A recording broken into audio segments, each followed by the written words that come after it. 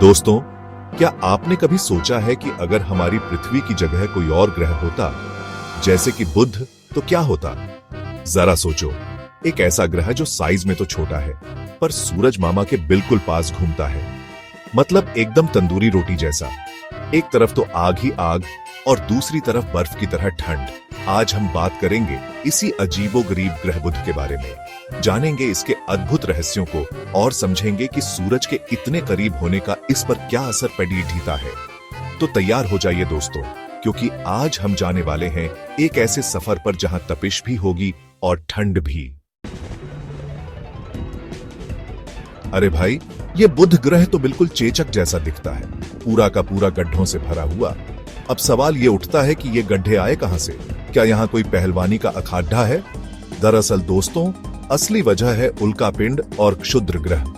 हमारी प्यारी पृथ्वी का तो मोटा वाला वातावरण है जो इनसे हमारी रक्षा करता है, लेकिन बेचारे बुध का वातावरण तो एकदम पतला है, जैसे किसी ने मच्छरदानी में छेद कर दिए हो। अब जब कोई उल्कापिंड या क्षुद्र ग्रह आता है तो सीधा बुध से जा टकराता है और बना देता है एक और गड्ढा। बस यही वजह है कि बुध ग्रह पर इतने सारे गड्ढे हैं। अब सोचो, अगर बुध पर जिंदगी होती तो उनका क्या हाल होता? हर समय सर पर पत्थर गिरने का डर। भगवान का शुक्र है कि हमारी पृथ्वी माता ने हमारी रक्षा के लिए मोटा वाला कवच पहना हुआ है। दोस्तों, अगर आप सोच रहे हैं कि बुध सिर्फ गड्ढों का ग्रह है, तो जनाब आप बिल्कुल गलत हैं।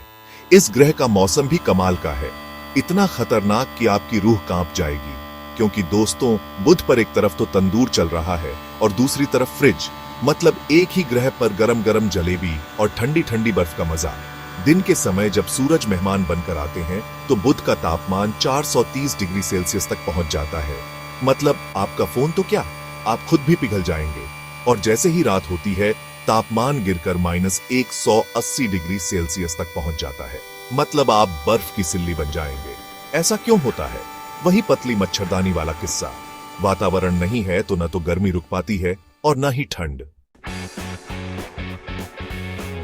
चैप्टर 3। दोस्तों, अब तक आप समझ ही गए होंगे कि बुध ग्रह घूमने के लिए नहीं है। यहां न तो ठिकाने पर जमीन है और न ही सही मौसम। लेकिन एक और दिक्कत है जो आपको हैरान कर देगी। बुध ग्रह पर सांस लेने के लिए हवा ही नहीं है।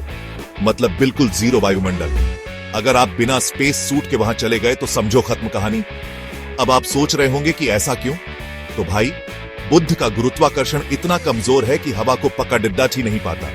सारी गैस उड़ दड़क कर अंतरिक्ष में चली जाती है। मतलब बुध भाई के पास कुछ भी अपना नहीं है, न जमीन सही, न मौसम सही और न ही हवा सही। चैप्टर 4।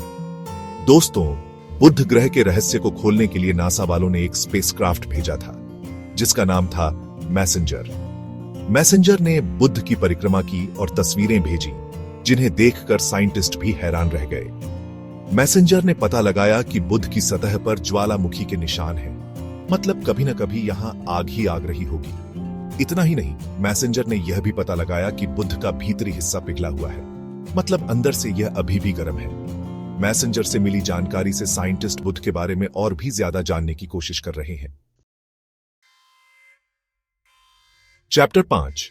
दोस्तों, अब सवाल यह उठता है कि क्या बुध जैसे ग्रह पर कभी जिंदगी संभव हो सकती है? जैसा कि हम जानते हैं कि जिंदगी के लिए पानी, हवा और सही तापमान की जरूरत होती है।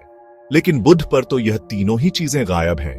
पानी की तो बात ही छोड़ दो, हवा भी नहीं है इस ग्रह पर। और तापमान तो पागलों जैसा है, कभी बहुत ज्यादा तो कभी बहुत कम। ऐसे में जिंदगी का तो सवाल ही पैदा नहीं होता।